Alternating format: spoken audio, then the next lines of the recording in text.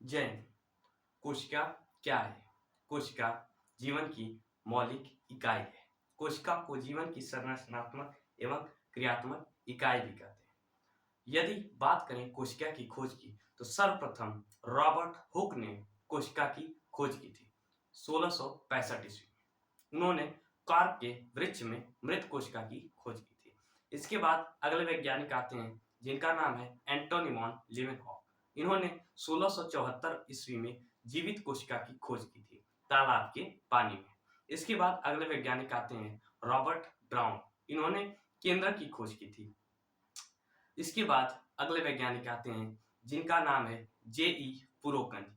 इन्होंने किस चीज की खोज की? इन्होंने साइटोप्लाज्म यानी कोशिका द्रव की खोज की थी। इसके बाद अगले वैज्ञानिक आते हैं जिनका नाम है एम स्लाइडेन एंड थियोडोर स्वान। इन्होंने क्या दिया था? इन्होंने कोशिका सिद्धांत दिया था। अपने कोशिका सिद्धांत में इन्होंने ये बताया था कि पादप हों चाहे जंतु हों, इन सभी की जो कोशिकाएं होती हैं वे मतलब पादप हों चाहे जंतु हों, ये सब किस चीज से मिलकर बने होते हैं? कोशिका से ही मिलकर बने होते हैं।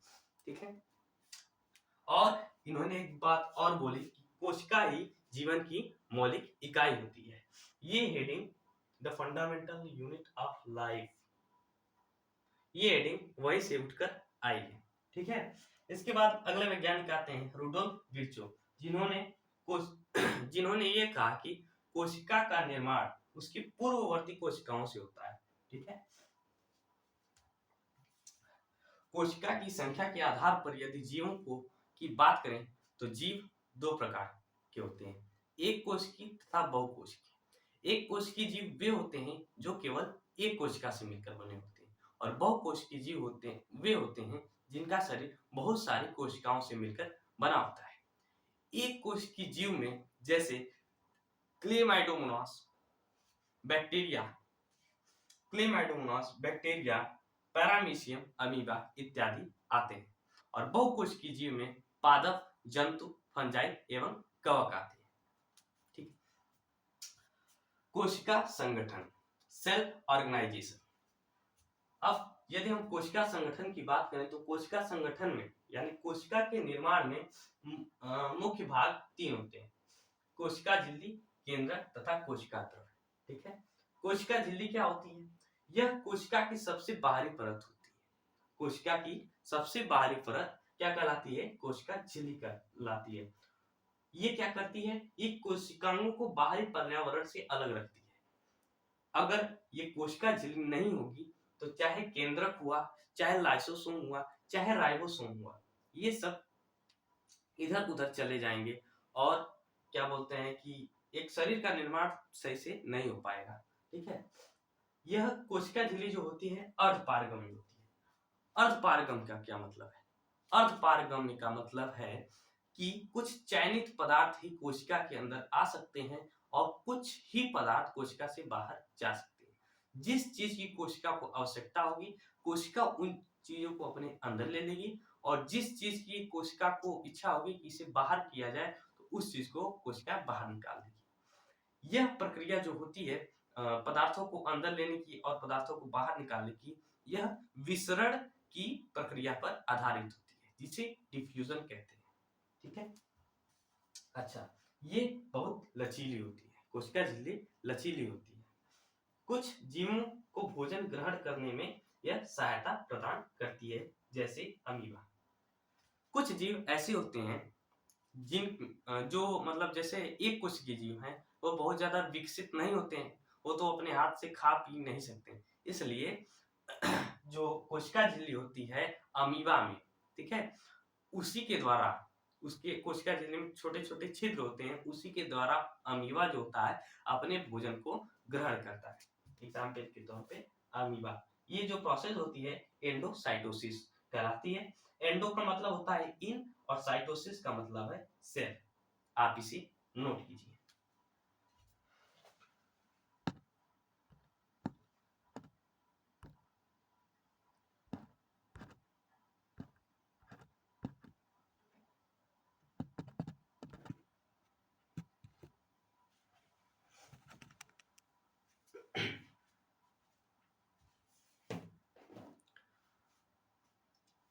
अब बात करेंगे केंद्रक के बारे में। क्या होता है केंद्रक? न्यूक्लियस। देखिए, न्यूक्लियस जो है वह कोशिका के अंदर का एक कोशिकांग है। कोशिका के अंदर का एक कोशिकांग है। इसकी ये जो न्यूक्लियस होता है एक परत द्वारा घिरा रहता है, जिसे क्या कहते हैं? केंद्रक झिल्ली। कोशिका के ऊपर जो परत होती है उसे कोशिका झिल्ली, इसके अंदर जो परत होती है उसे केंद्रक झिल्ली कहते हैं। ठीक है। इस केंद्रक झिल्ली के अंदर छोटे छोटे छिद्र होते हैं, जिसके द्वारा इसके जो फ्लूइड होते हैं वो कोशिका में जाते हैं और कोशिका के फ्लूइड इसके अंदर आते हैं। ठीक है। कोशिका के अंदर होता है न्यूक्लियस, और न्यूक्लियस के अंदर होता है क्या? क्रोमोसोम। क्रोमोसोम के अंदर डीएनए होता है। ठीक है। तो क्या होता है? देखिए, न्यूक्लियस के अंदर क्रोमोसोम होता है। क्रोमोसोम के अंदर आनुवांशिक सूचनाएं निहित होती हैं। आनुवांशिक सूचनाएं निहित होती हैं, यानी जनक की आनुवांशिक सूचनाएं निहित होती हैं, जिनको ये जो सूचनाएं होती हैं वह डीएनए अणु की सहायता से संतति के अंदर जाती है। ठीक है। ये तो केंद्रक का काम हो गया। ठीक है। क्रोमोसोम जो होता है डीएनए और प्रोटीन से मिलकर बना होता है। अब बात करेंगे टाइप्स ऑफ सेल। न्यूक्लियस के आधार पर कोशिका के प्रकार। प्रोकैरियोटिक सेल और यूकैरियोटिक सेल। प्रोकैरियोटिक सेल क्या है? प्रोकैरियोटिक सेल नाम से पता लगाइए। प्रो मतलब फाल्स, और कैरियन मतलब होता है न्यूक्लियस। ठीक है। दो शब्द से मिलकर बना है। प्रो मतलब फाल्स, कैरियन मतलब न्यूक्लियस, यानी जिसमें सुविकसित न्यूक्लियस नहीं हो उसे कहेंगे प्रोकैरियोटिक। ठीक है। तो इसमें स्पष्ट केंद्रक नहीं होता है। इसमें जब केंद्रक नहीं होगा तो केंद्रक झिल्ली नहीं होगी, तो इसमें केंद्रक झिल्ली नहीं होती है। एग्जाम्पल में बैक्टीरिया, अमीबा एक्सेट्रा, इनके कोशिकांगों पर भी कोशिका झिल्ली नहीं होती है। ठीक है। वहीं अगर बात करें यूकैरियोटिक की, यूकैरियोटिक दो शब्द से मिलकर बना है, यू प्लस कैरियन। यू मतलब होता है ट्रू, एंड कैरियन मतलब होता है क्या? न्यूक्लियस। ठीक है। जिसमें ट्रू न्यूक्लियस पाया जाता है उसे कहते हैं यूकैरियोट। इसमें स्पष्ट केंद्रक होता है। इनमें केंद्रक झिल्ली भी होती है क्योंकि केंद्रक होता है, और इसका एग्जांपल है पादप तथा जंतु। ठीक है। इनके कोशिकांग पर भी क्या होती है? झिल्ली होती है। अब बात करेंगे कोशिका द्रव के बारे में। कोशिका द्रव क्या है? कोशिका द्रव एक तरल पदार्थ है। ठीक है। कोशिका द्रव एक तरल पदार्थ है जो कोशिका के अंदर भरा होता है। ये है कोशिका, इसके अंदर एक फ्लूइड भरा होगा जिसे कहेंगे कोशिका द्रव। ठीक है। ये क्या करता है? इसके अंदर जो कोशिकांग होते हैं, डिफरेंट टाइप के कोशिकांग होते हैं, उन सभी को क्या करता है? स्थिर रखता है।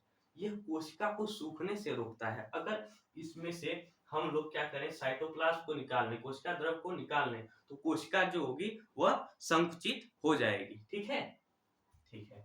अब बात करते हैं अंतःद्रव जालिका, इंडोप्लाज्मिक रेटिकुलम। यह एक जालीनुमा संरचना होती है। कोशिका के अंदर यह एक जालीनुमा संरचना होती है, चादरनुमा संरचना होती है। ठीक है। यह प्रोटीन तथा अन्य पदार्थों का स्थानांतरण करती है। ठीक है। एंडोप्लाज्मिक रेटिकुलम दो प्रकार के होते हैं। कौन कौन से? Smooth endoplasmic reticulum, rough endoplasmic reticulum. ठीक है। स्मूथ एंडोप्लाज्मिक रेटिकुलम क्या है? स्मूथ एंडोप्लाज्मिक रेटिकुलम वसा तथा लिपिड का संश्लेषण करता है, और रफ एंडोप्लाज्मिक रेटिकुलम प्रोटीन का संश्लेषण करता है। ठीक है। कुछ कशेरुकी जीव जो होते हैं, कशेरुकी मतलब वर्टिब्रेट मतलब जिनमें रीढ़ की हड्डी पाई जाती है उन्हें वर्टिब्रेट कहते हैं। ठीक है। उनके यकृत में दवा तथा पॉइजन को नॉन पॉइजनस बनाता है। ठीक है। जो हम लोग दवा खाते हैं उनको क्या करता है? नॉन पॉइजनस बनाता है। पॉइजन को भी और दवा को भी नॉन पॉइजनस बनाता है। ठीक है।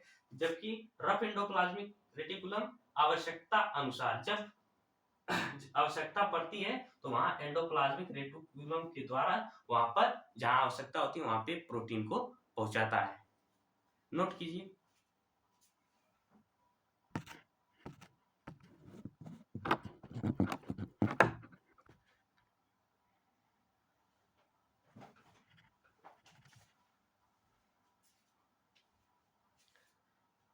चलिए अब बात करते हैं गोल्जी उपकरण के बारे में। Golgi apparatus. गोल्जी एपरेटस कोशिका के अंदर एक चपटी संरचना होती है। ठीक है। ये एक चपटी संरचना होती है। एंडोप्लाज्मिक रेटिकुलम के संश्लेषित पदार्थ गोल्गी उपकरण में पैक किए जाते हैं। जो एंडोप्लाज्मिक रेटिकुलम ने जैसे प्रोटीन वगैरह बनाया था, वसा बनाया था, वो सब कहाँ पे पैक किए जाते हैं? गोल्गी उपकरण में पैक होते हैं। ये लाइसोसोम का निर्माण भी करती है। अब पढ़ते हैं लाइसोसोम के बारे में। लाइसोसोम क्या है? ये एक झिल्ली से घिरी हुई संरचना है, ठीक है। इसका कार्य क्या है? ये टूटी फूटी कोशिकाओं को क्या करता है? पचा लेता है, यानी सफाई करने का काम किसका है? लाइसोसोम का काम है, सफाई कर्मी वाला काम, ठीक है। ये कोशिका की सफाई करती है। लाइसोसोम को आत्महत्या की थैली भी कहते हैं। क्यों कहते हैं भैया? क्योंकि ऐसा इसलिए कहते हैं कि लाइसोसोम जो होता है यह कोशिका की सफाई करता है, ठीक है। जब कोशिका ही क्षतिग्रस्त हो जाती है, इसका काम केवल सफाई करना है, सफाई करेगा, ठीक है। जब देखता है कोशिका ही खराब हो गई है, कोशिका के अंदर तो लाइसोसोम ही है, जब कोशिका ही खराब हो गई है तो ये खुद को ही समाप्त कर लेता है सफाई करने के लिए, इसलिए इसे आत्महत्या की थैली कहते हैं, ठीक है। माइटोकॉन्ड्रिया, माइटोकॉन्ड्रिया को पावर हाउस ऑफ सेल कहते हैं, यानी कोशिका का बिजली घर कहते हैं, ठीक है। ये दोहरी झिल्ली की बनी होती है। इसका कार्य क्या होता है? जो कोशिका के विभिन्न कोशिकांग होते हैं उन सभी को ये क्या देता है? ऊर्जा देता है, ताकि वो अपना कार्य उचित तरीके से करें, ठीक है। ये किस रूप में ऊर्जा देता है? एटीपी के रूप में देता है, ठीक है। और इसके पास खुद का डीएनए एवं राइबोसोम होता है, ठीक है। ये है प्लास्टिड। प्लास्टिड क्या होता है? प्लास्टिड ये केवल पादपों में पाई जाने वाला एक अंग है, कोशिकांग है, ठीक है, ठीक है। इसके अंदर भी खुद का डीएनए तथा राइबोसोम होता है, जैसे कि माइटोकॉन्ड्रिया में था। प्लास्टिड 3 प्रकार के होते हैं। कौन कौन से? Chloroplast, chromoplast and leucoplast. Chloroplast क्या है? ये हरे रंग का होता है। क्रोमोप्लास्ट रंगीन होता है। ल्यूकोप्लास्ट रंगहीन होता है। क्लोरोप्लास्ट के अंदर पाया जाता है क्लोरोफिल, जो कि पत्तियों में होता है। ये किसमें मदद करता है? प्रकाश संश्लेषण में। ल्यूकोप्लास्ट के अंदर होता है स्टार्च, तेल एवं प्रोटीन संचित होता है, ठीक है। कोशिका भित्ति, जंतुओं में कोशिका भित्ति की आवश्यकता नहीं होती है, जबकि पादपों में कोशिका भित्ति की आवश्यकता होती है। ऐसा इसलिए क्योंकि पादपों में कुछ कोशिकांग जंतु कोशिका के से ज्यादा होते हैं, ठीक है। इसलिए इसे किसकी आवश्यकता होती है? कोशिका भित्ति की आवश्यकता होती है, ताकि ज्यादा सुरक्षा मिल सके, ठीक है। यह क्या करता है? कोशिका को सुरक्षा प्रदान करती है, ठीक है। पादपों की कोशिका भित्ति सेल्यूलोज की बनी होती है। सेल्यूलोज क्या है? ये एक जटिल कार्बनिक पदार्थ है। रसधानियां, रसधानियां क्या है? रसधानियां ये एक ठोस तरल पदार्थ वाली थैलियां हैं, जिनके अंदर एमिनो अम्ल वगैरह संचित होता है, ठीक है। जंतु कोशिका एवं पादप कोशिकाओं की रसधानियां अलग अलग होती हैं। जंतु कोशिकाओं की रसधानियां छोटी होती हैं, जबकि पादप कोशिकाओं की रसधानियां बड़ी होती हैं, ठीक है। कोशिका को रसधानी का कार्य ये है कि ये कोशिका को क्या प्रदान करती हैं? कठोरता प्रदान करती हैं। इनमें अमीनो अम्ल, शर्करा आदि विभिन्न पदार्थ भरे होते हैं, ठीक है। नोट कीजिए।